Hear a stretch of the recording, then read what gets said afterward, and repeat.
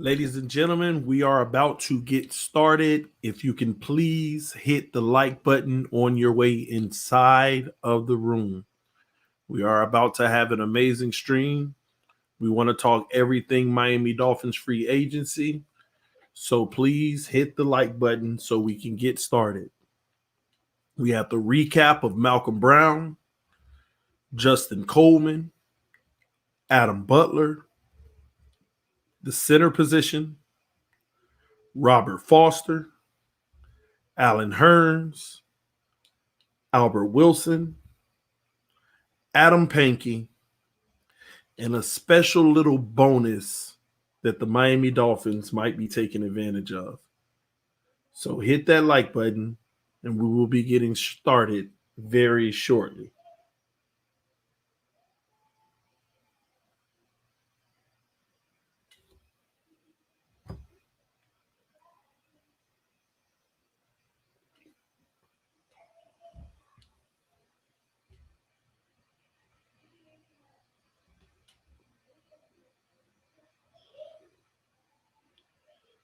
We have 150 people watching and only 81 likes.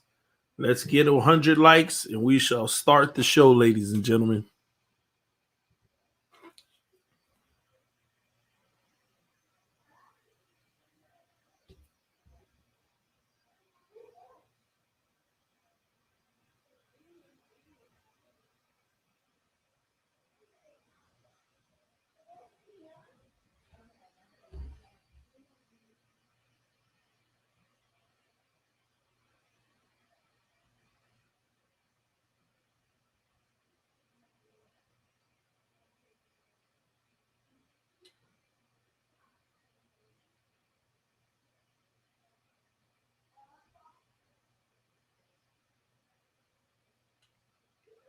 Punch that like button on your way in the room as we are about to get started.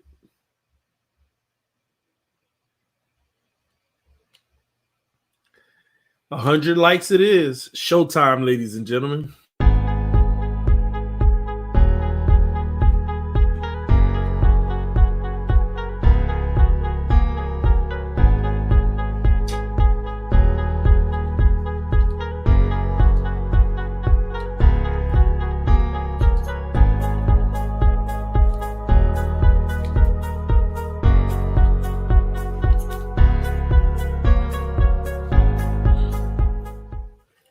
What's up, ladies and gentlemen, and welcome back to TD Fans Talk, home of the real Miami Dolphin fans.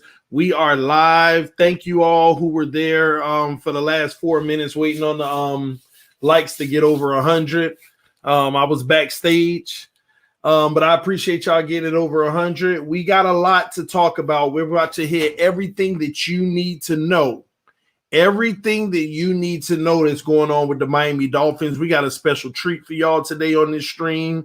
We're going to talk about everything, and we're going to get it all in 1 hour. We're going to make this show go through 7:30 p.m. Eastern Standard Time will be the end of this show. Then we'll have another show at nighttime at around 9:30 p.m. Eastern Standard Time, all right? Because that show, we're going to be summing everything up, and we're going to talk about the future plans, how we're going to maneuver things and the options the Dolphins have. But let's go ahead and get started. We only have 1 hour. I'm going to do my very best to get through everything, show you a little film on certain people and some little gems. There's some things that I want you to see that's out here, man. And it's Miami. I finally see the light. I see the vision. I know exactly what they're doing, and I promise you, they're doing it right. But let's go ahead and talk about what's happening with the Miami Dolphins in this free agent period. Day 3 of the tampering period is in the books pretty much, even though they'll be working all around the clock. Listen, I want to give a quick recap and correct something from yesterday because we all pulled some of our hair out yesterday. Malcolm Brown is not making $7.5 million, y'all. We almost lost it yesterday. That's what kind of had me down yesterday. I was confused, didn't know what was going on. Malcolm Brown is registering at $1.75 million. It's really $1.55, but there's a $200,000 signing bonus that makes it $1.75 million. So Malcolm Butler good addition that can help us out. And like I said before, he is a special teamer. He's a guy who you could put in on third downs, 3rd and 1, 3rd and 2. He can get you those yards. He catches well out of the backfield and always falling forward. That's what I love about him. And if you give him big gaping holes, that's when he can actually become that very good back. But the thing is, we haven't seen great running lanes in Miami. So as far as being a first down, second down back, I personally just don't see it long term. But the beautiful thing about it, if you do spare your starter and he does come in on the first down or second down, he always falls forward, and that is always a plus. So he's going to get a fair shake in Miami. And we'll see. We'll see how this turns out. And we're going to keep our eyes on that situation and see if he can take off and be that guy, all right? But $1.75 million, whew, relief. I'm like, for that price, you should have just kept Gottschalk for 7.5. But it all makes sense now, all right? Malcolm Brown, TD. Did I say Malcolm Brown? Did I say so? I said Malcolm Butler. I don't know why I keep mixing people's name these days and this always happens to me in free agency, all right? But it is Malcolm Brown, all right? All right, so I just wanted to make sure we cleared that up from yesterday because there was definitely a confusion, man. Like we said before, we thought it was $7.5 million. All right, moving forward. We made some moves as well. We made some moves, all right, in free agency. Let's talk about who we brought in, why we brought him in. I know it's a lot of speculation of whys. We're going to get into whys in tonight's show, but we're going to talk more about these moves that we made, okay? First and foremost, ladies and gentlemen, we went and got another cornerback. I mean, I'm going to be honest. I'm like, man, are we cornerbacked out? Are we not cornerbacked out? I mean, it's like mind-blowing. I'm like, man, how many quarterbacks are we going to get? You know? But we went and got another cornerback. And we signed him on a 1-year deal worth $2.7 million, which is a good deal for a guy who isn't really expected to start, but he will come in and compete.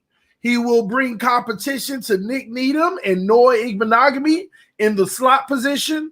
This guy has 29 career starts, 4 interceptions. Now, it's not a guy that's taking the roof off like, yeah, but it is a guy who, you know, if he competes and makes a team, he's going to help out in situational football. He can play the game of football, ladies and gentlemen.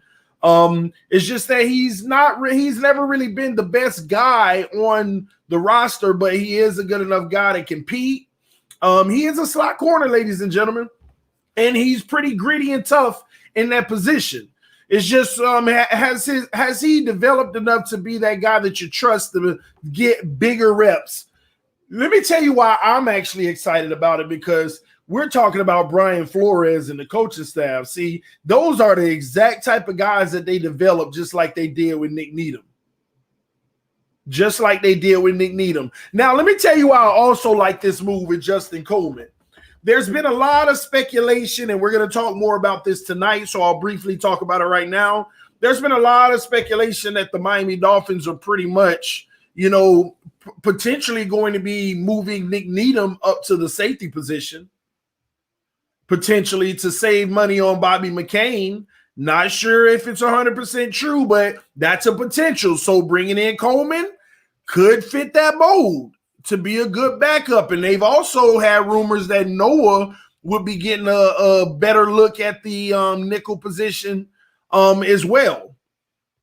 So these are the things that we need to think about in Miami, because moves are not done. The guys that are on our roster now, it does not mean that they're automatically going to be on the roster when it's all said and done. So just like in the title, Contingency, that's really what the show is about tonight, Contingency. I'm going to show you all the small, subtle moves that the Miami Dolphins made, and you're going to come to the final word of Contingency. And I love it. I actually see what they're trying to do, all right? All right, so Justin Coleman comes in to help out in that situation. I like it. So I also like the depth that they've created. You know, you got, like, think about it. You got Bobby McCain and Eric Rowe, and we've always been like, who's their depth? Brandon Jones, but that's Eric Rowe's depth. What about Bobby depth? What about Bobby McCain? Nick Needham potentially now is the guy who can be the backup for Bobby McCain and can be the starter. So we finally gotten, especially bringing Coleman in if necessary, on the boundary. Who's our backups? Well, you got Nick Needham and you got Noah Igbenogany to back up X and Byron. Well, who's our backup nickel? Pick any one of them because they're all going to have either experience or can work out in that position. And or if they do keep Bobby McCain, there's always a situation, say Nick Needham works out in that position better. Bobby is also a former nickel. That's where he got his pay. That's where we paid him all the big money because he was the best covering nickel in the league the year we gave him the contract. So keep that in mind, ladies and gentlemen. Keep that in mind. He was one of the best cover nickels in the league when we gave him that contract. So that's something for y'all to really, really, really think about. Also, if I'm not mistaken, Justin Coleman, let me see, was it Justin Coleman? Yeah, it was Justin Coleman who actually got big money from the Detroit Lions, if I'm not mistaken. They made him one of the highest paid nickels at first before we got him, I believe. But I think that's who it was. I'll make sure, I'll verify, all right? But yes, man, Justin Coleman, 1 year, $2.7 million to compete with Nick Needham and Noah and provide depth at situations as a worst-case scenario. Yeah, Coleman was. So I'm right. They had actually made him the highest paid nickel. Yeah, it was Coleman. They made him the highest paid nickel. And then he only paid 2 years of the contract. All right. And then he finds himself now he's with Miami. So let's go. Let's go. All right. So that's Justin Coleman, ladies and gentlemen. It is an asset to the team because it provides even more depth and competition. And tonight we're going to talk about contingency. What if we want to save the money that we're paying Bobby McCain? You know, I know a lot of people may not be thinking in that regards, but what if we do? You know, and let me do this. I know I like to give y'all a picture of what I'm talking about as far as the money's always concerned. So when it comes to Bobby McCain in 2021, yes, they could literally, if this works out, they probably would move off of Bobby. Bobby is making $7.1 million this year, and his dead cap is 1.5. They would save $5.5 million moving off of Bobby if they could. So if Nick Needham does work in that position, and also he has value to where you might even be able to trade him as well. So we're going to talk more about these type of things tonight in the show because contingency is the answer. We're going to go through the whole roster and talk about all the potential contingencies and how that can impact a big trade for Miami and our draft situation. All right. So please, ladies and gentlemen, let's hit that like button as we have 370 people watching and only 195 likes. Punch that like button so YouTube will tell over 500 people to come on. Let's get this good information from TDPHINSTALK, all right? All right, moving right along from Justin Coleman, who's going to be a threat to a few people on the team, which I love.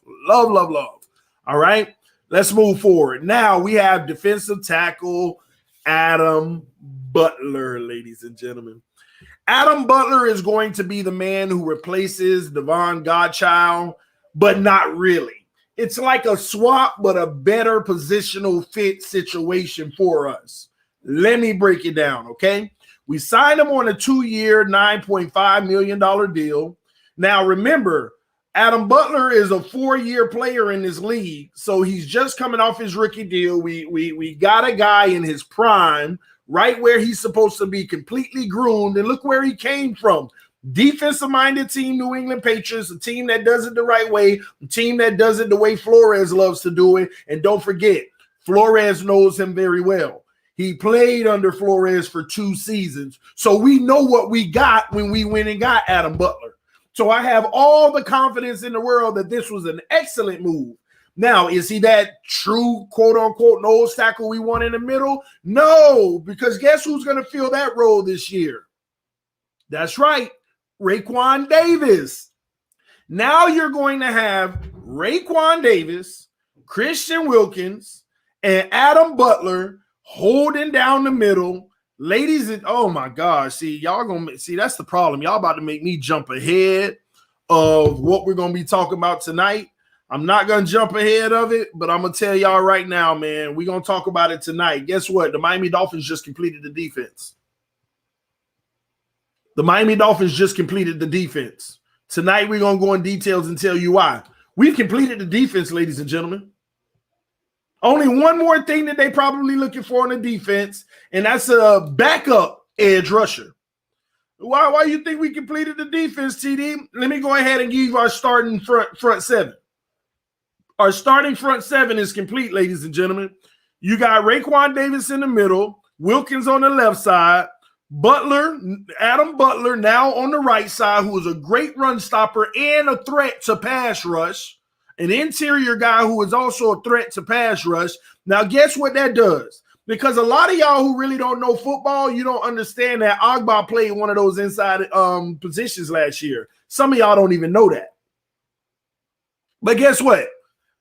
Agba no longer has to sit there on the inside anymore because we got the 3 inside guys now. We got the 3 inside guys now. Okay?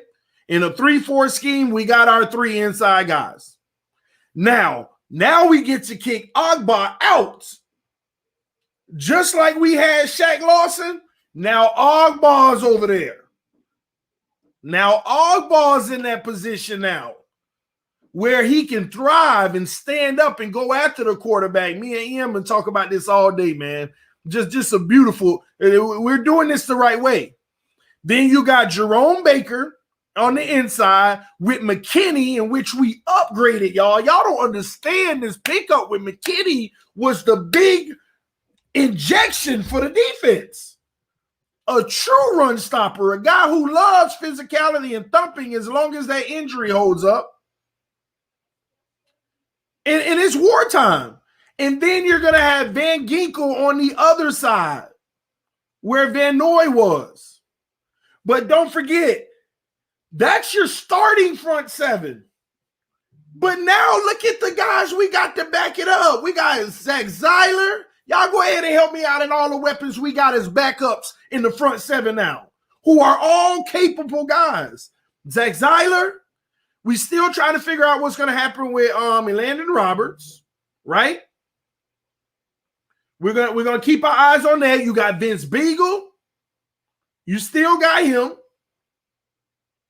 I mean, we got guys that even back it up. Nobody even talking about Strawbridge. Nobody's bringing him up. So we even got the people to back these guys up. So the defense, I'm telling y'all, we're going to talk about it tonight, but the defense is complete. We got the starters and we got the backups. We even got the backups. Man, this defensive front seven, and it's crazy that I'm sitting here talking about the defensive front seven like we're good in the defensive front seven. Add the freaking secondary now. We already legit in the starters, and now we got depth.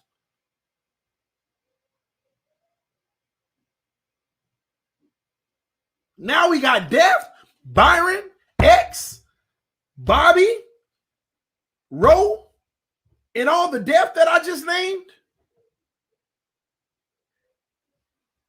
I never sat back like, and I gotta give him credit. EM, we've been talking all day today, and he helped me realize this because I'm sitting here looking at these acquisitions like, but I get it now. We were finishing something.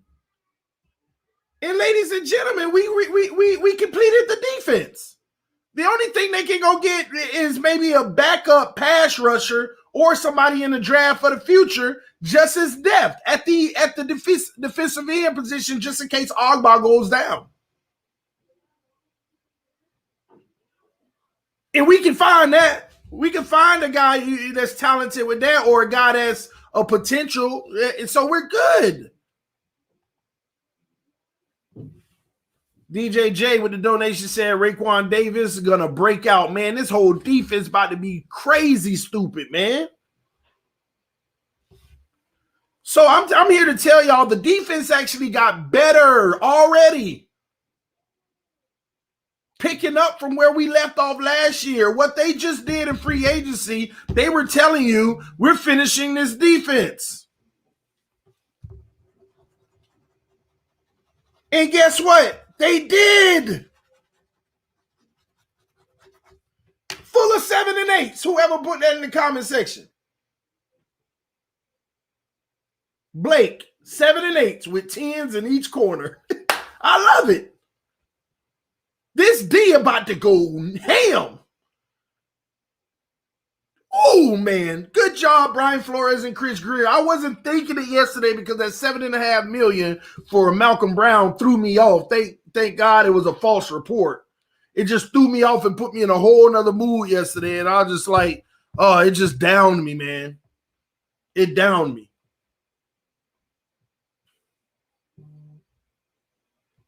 But I tell you what, I'm proud of what they've done so far because they've been very methodical filling holes and finishing the defense. Somebody said, really like your optimism, TD. Hey, I appreciate that, but at the same token, try to think of this as not optimistic. Look at what we did. Look at what we did. Raekwon Davis is the beast of the East now. Flores loves the guy. You already know what he can do. Christian Wilkins, now he has the freedom to get off because he ain't got to focus on being the only one double teamed most of the time. And now you bring in a guy like Adam Butler, who was very productive in New England. He a guy who can penetrate, who can get in the backfield, who can stop the run, and above all, thank you, finally a defensive tackle who don't just stuff the middle, but he also can get up and after the quarterback. The person that's really going to go stupid is Christian Wilkins and Emmanuel Ogbah and your boy on the edge now, man, I don't know why I just said his name and I'm shooting a blank.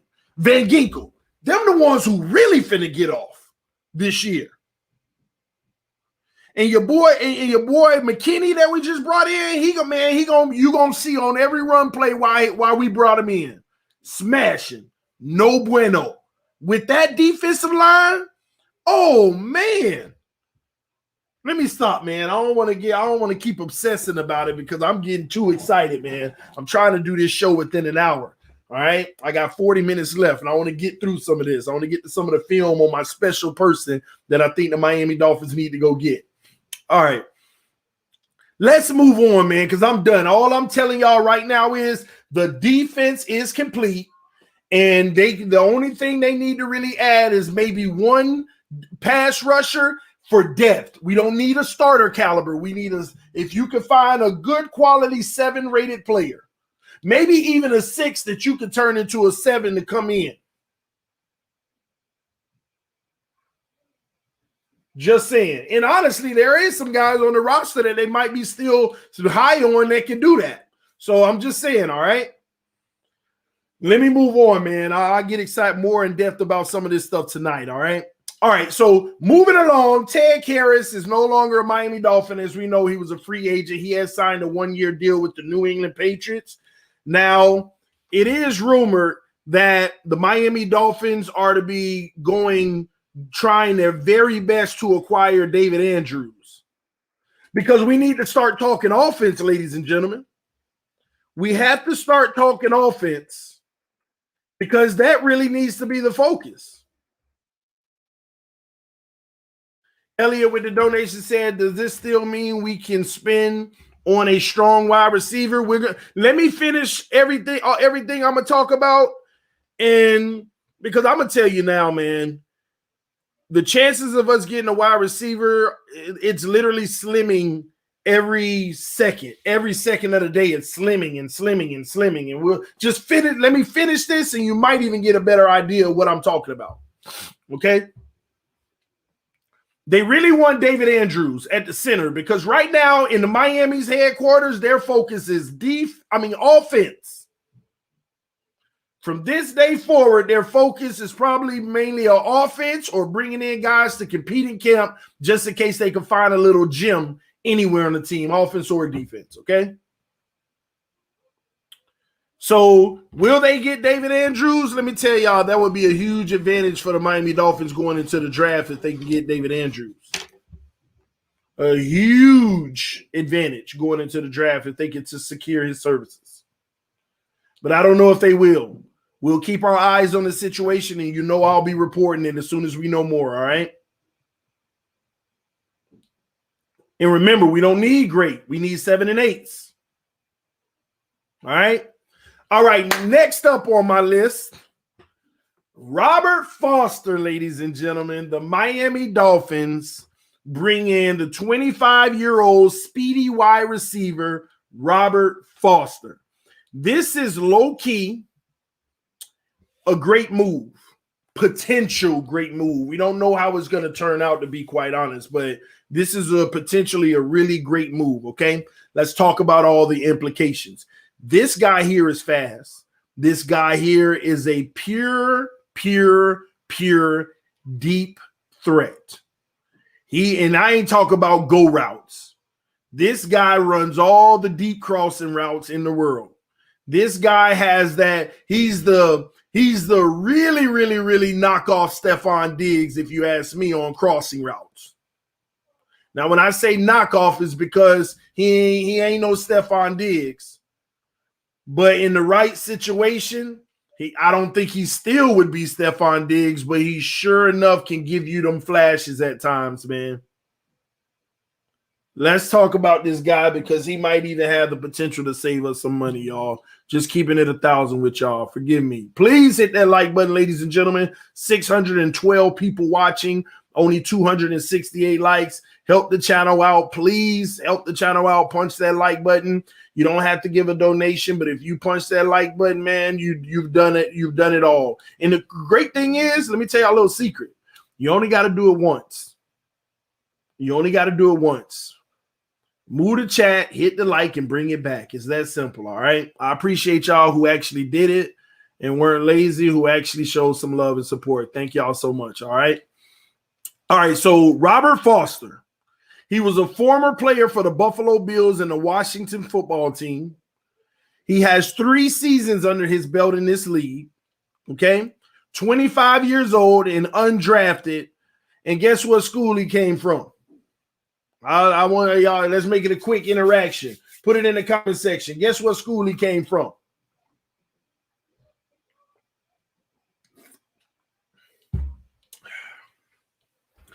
He played with Tua Tagovailoa in 2018 for the Alabama Crimson Tide.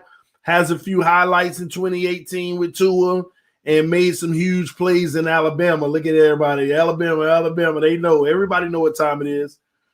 This guy literally, he played with Tua, made some big plays in Alabama. He did go undrafted, but he still finds himself in this league trying to contribute for an organization. And now the Miami Dolphins want to be the organization that takes that opportunity to see what they can get out of him, okay? Now, Washington chose not to tender his restricted free agency status. They had the opportunity to tender it, but they chose not to, so he was able to hit the open market, okay? Now, in his entire career in the NFL, he averages 20.1 yards per catch.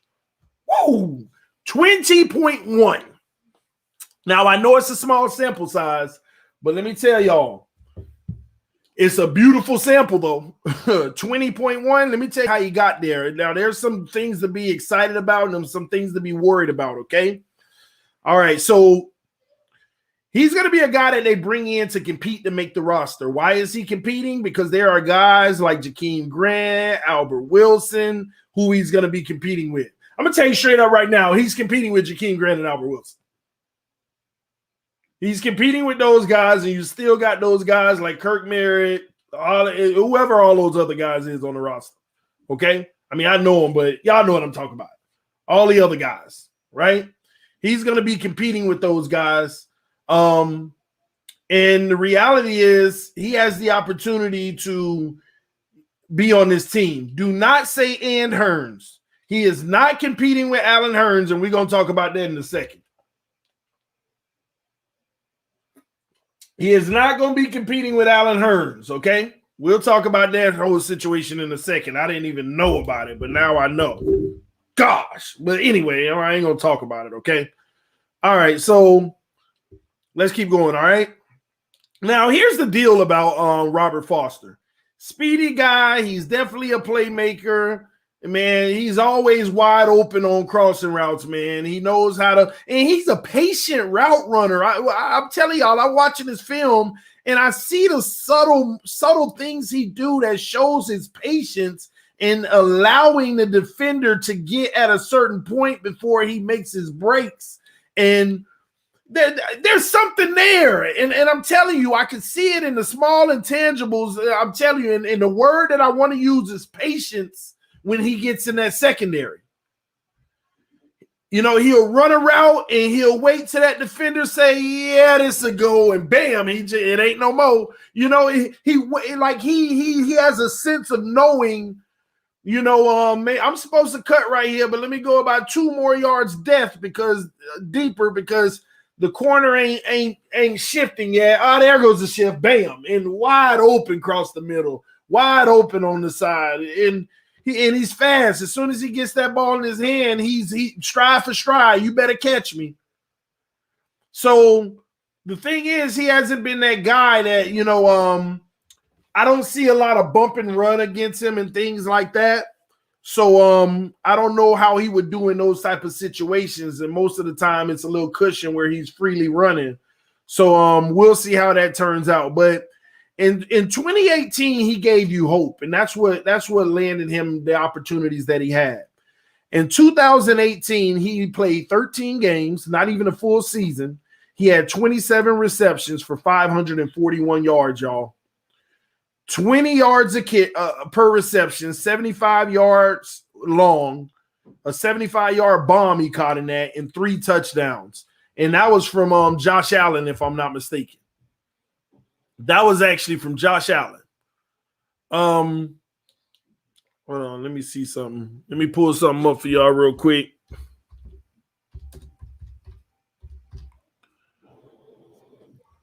I want to give y'all a little bit of a comparison.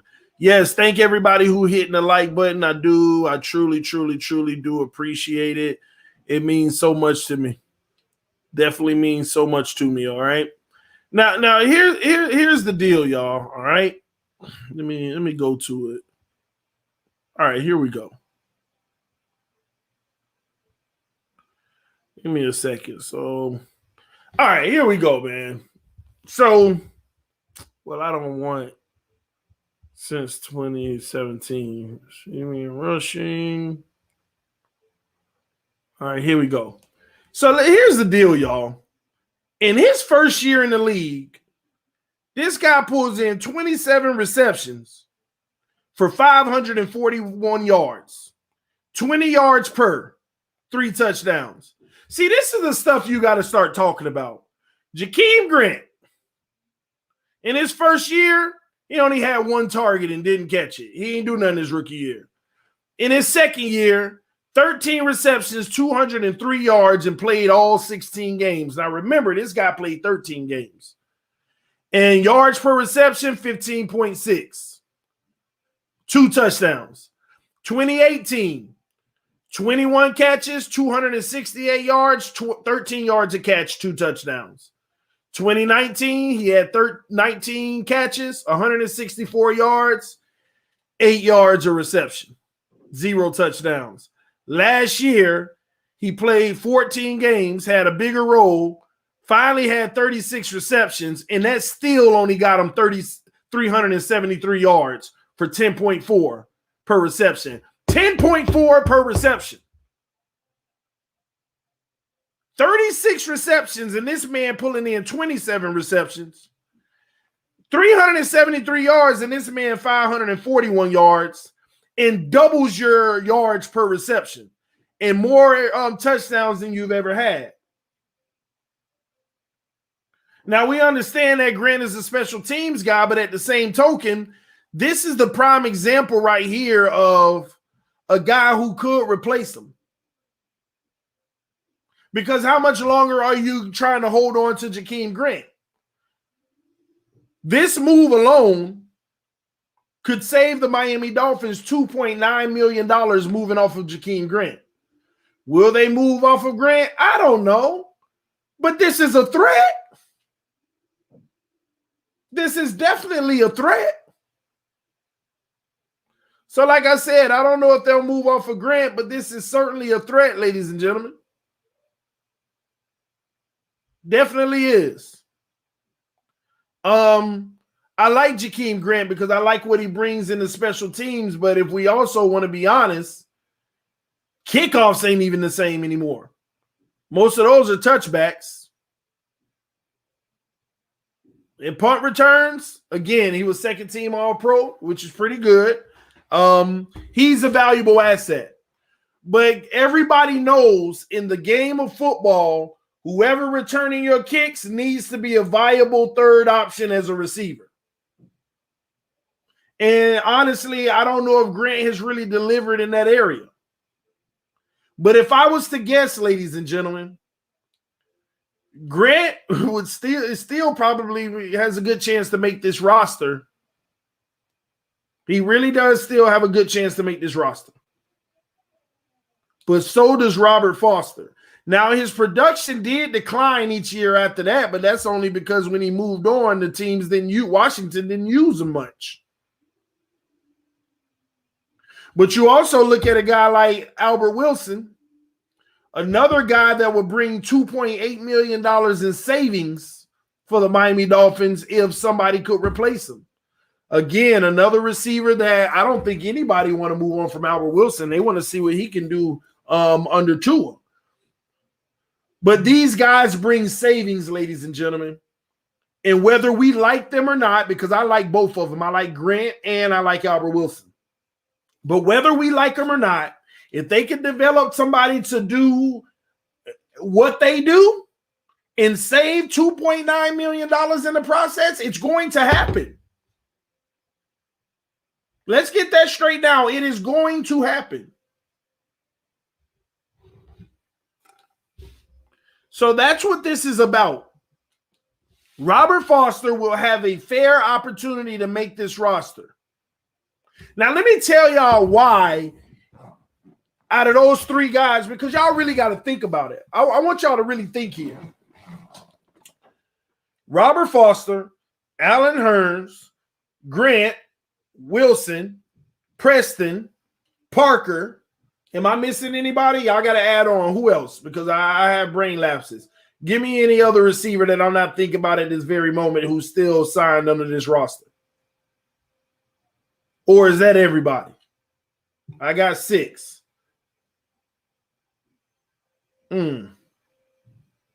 Isaiah Ford has already moved on. That's it. I already got Preston Williams. Kirk Merritt, Mac Hollins. We got 8 people already going to be competing.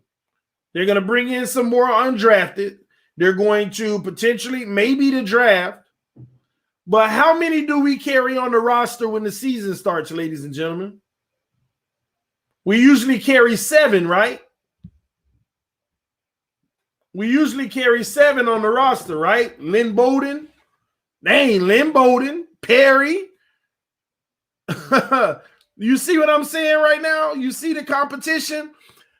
This is why I told y'all, and y'all don't want to listen to me. I told y'all there's a chance Miami may not be a big player for a big name in free agency. And I also told y'all you might look up and Miami doesn't even address anything in the draft either at the position. I told y'all that.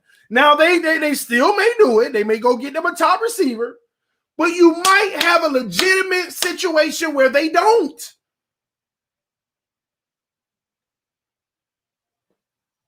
They believe if this core stays healthy, they have enough to get the job done. Time will tell. We shall see.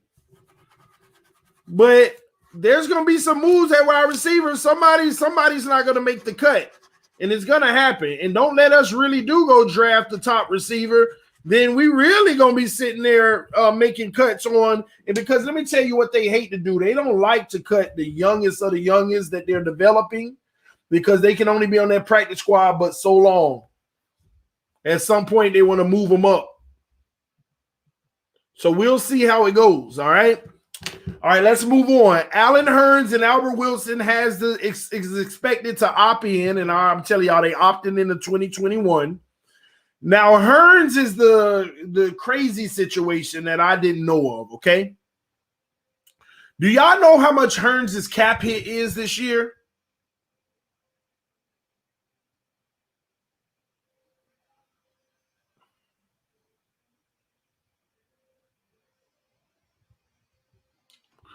Hurns' cap hit is $2.9 million. But if you cut Hurns, guess what the dead cap is that you got to pay this year? $3.4 million. How did that happen? How do you have a cap hit, and if you cut him, the dead cap is more than the cap? Because he opted out for COVID, and now he opted back in? So it carried forward. So if you cut Allen Hurns, it is in your best interest to keep Allen Hurns because you're cutting him for free. You're paying more than you would by not cutting him. If you keep him, you save money. If you cut him, you lose even more money. And for free because you got to pay him anyway. Do y'all get that? If you keep him, you pay him $2.9 million this year. If you cut him, you don't have the player, and you still got to pay $3.4 million in dead cap. Like, how did that happen? The opt-out. COVID opt-out.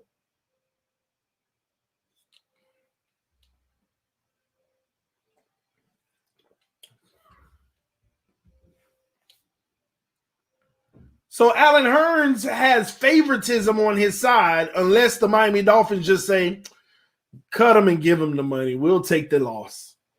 That's possible. They can say, cut him and give him the money. We'll take the loss.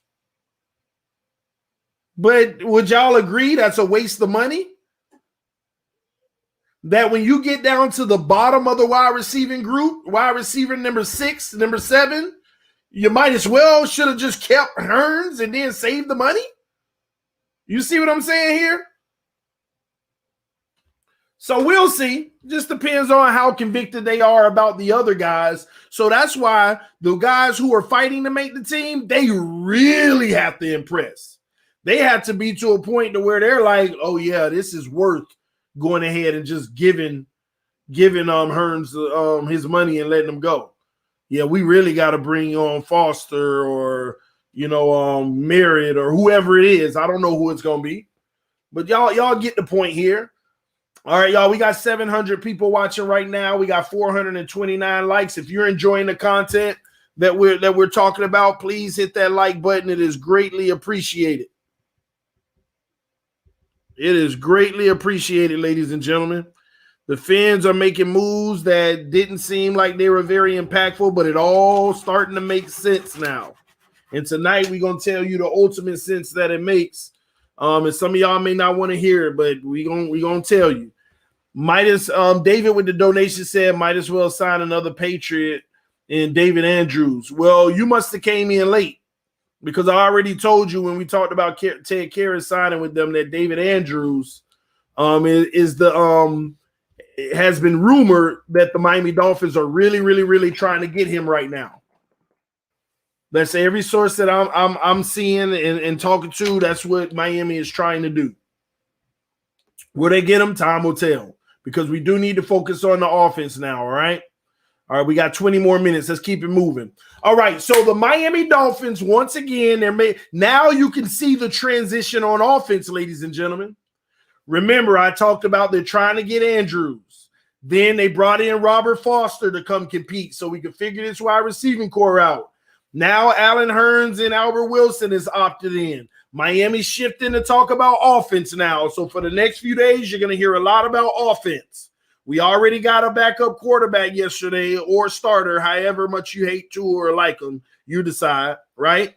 And then they brought in, they went ahead and Adam Pankey signed his restricted tender. So Adam Pankey is returning as a Miami Dolphin for depth on the O-line.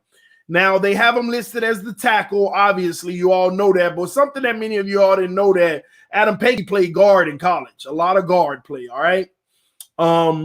So with that being said, now they're starting to look at that O-line. They're bringing it there. They want Andrews, but they're bringing in the depth for Pankey. Do y'all see this team starting to round out? I don't know if y'all see it, but this team is starting to round out. All right? So I want y'all to keep that in mind. Now, since we got 18 minutes left, let me hurry up and pull this up, what I want to show y'all.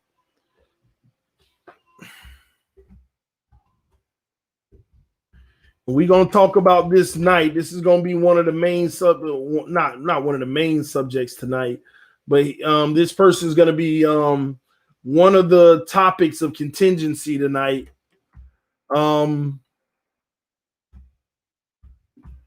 Let me ask y'all a question. Put it in the comment section. This is trivia real quick.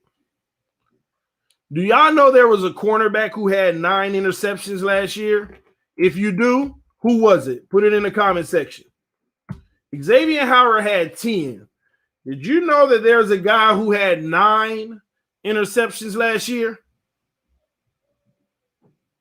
Some of y'all may not know that. J.C. Jackson. I want the Miami Dolphins to go get J.C. Jackson from the New England Patriots. They need to go get J.C. Jackson.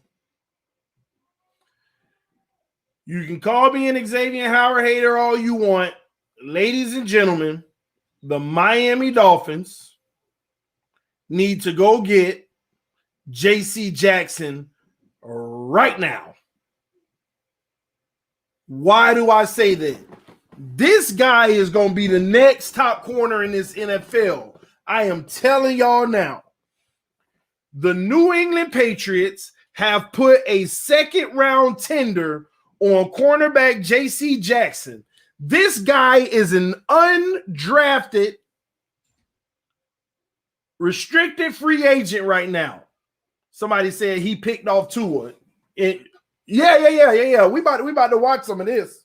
We about to watch. I'm about to show y'all what I'm talking about. They put a second-round tender on this man. Miami need to go ahead and take that number 36 and go ahead and get J.C. Jackson right now. Man, what is this on the chair? They need to go ahead and put number 36 on the tender board. I'm saying tender board. Wow. They need to put the 36 pick up right now for J.C. Jackson. Trade Xavier Howard and give that man Xavier Howard's money. No matter of fact, give him the same contract you gave Byron. Somebody said, what a dumb thought. You sound like the dumb thought. Let me tell y'all why. Listen before you start speaking. Gosh, grow up, man. Listen before you start speaking. First of all, you can debate with me all you want. I believe this kid is better than Xavier Howard. Better cover? We're going to get into it. He's better than Xavier Howard, okay? You ain't got to agree with me. He was the third-ranked corner last year. But let me tell y'all why. First of all, Xavier Howard at some point is going to be due more money. Xavier Howard can get in the 20 millions easy. This guy being an unrestricted free agent, you might be able to, if you win him on that on the second round tender, which only 3 teams will beat you on the second round tender, and none of them probably willing to give away their second round pick because they got so many things they need to do.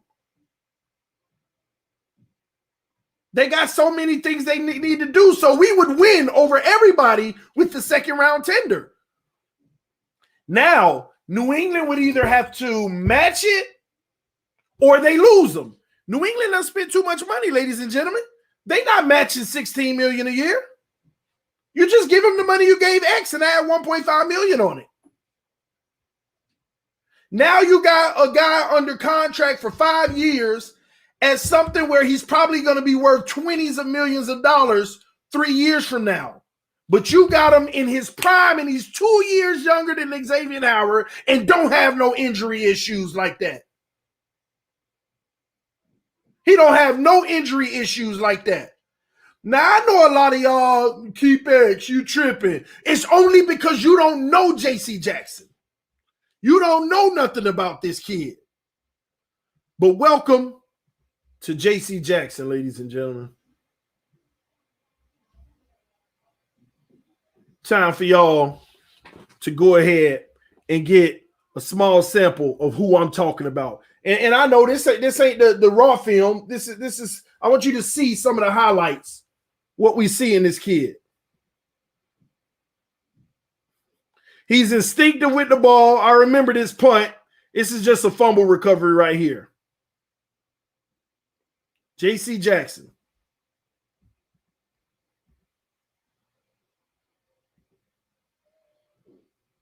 I'm fast forwarding trying to get through it.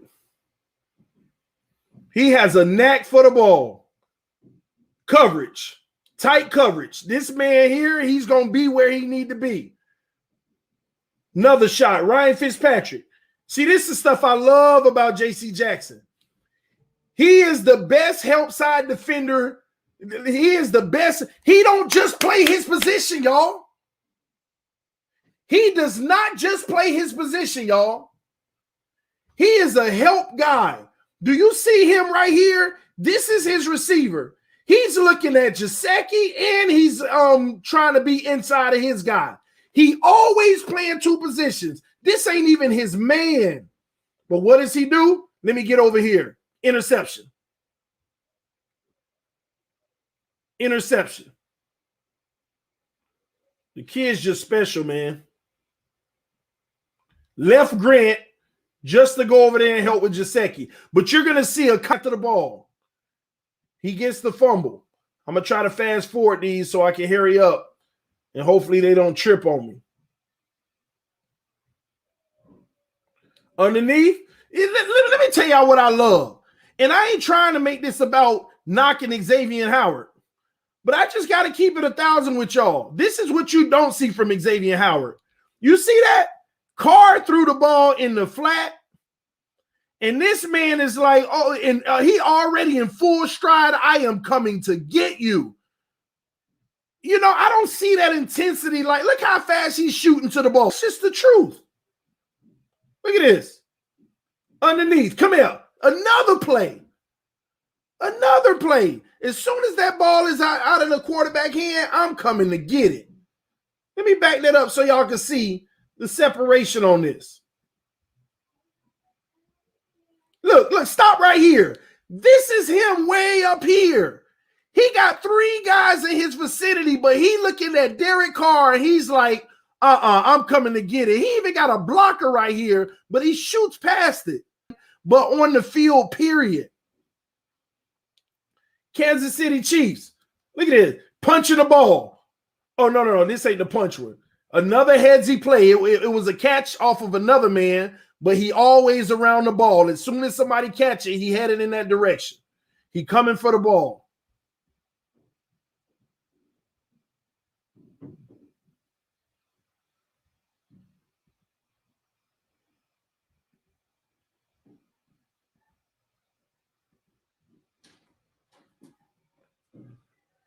All right, I'm trying to get forward.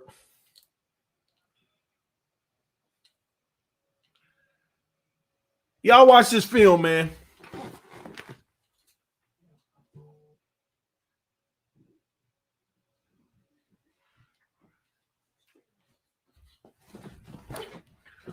My bad. We're going to go through this real fast, y'all. I ain't see what happened. Oh, my gosh. Look at this. Look at this. Guess what? J.C. Jackson started as the corner on the all the way down here at the bottom of the screen pre-snap, and he's helping out on the opposite receiver. Opposite receiver. As soon as his man hit the crossing route, he bailed. He bailed. And if he wasn't there to bail and help out Gilmore, that was a touchdown on Stephon Gilmore, y'all.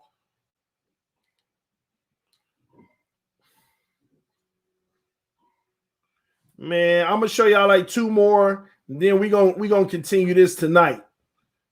Look at this. Man, number 24 was burnt. It should have been a touchdown. This man coming opposite field to get it done. Another one, deep ball. Give me that. And the crazy thing is, before he intercepted it, he was right there with his man. He was right there with his man. And he looking at the ball while he touching the receiver. And he like, oh, this short. Let me go get that. Headsy play. He always where he need to be. This kid is special.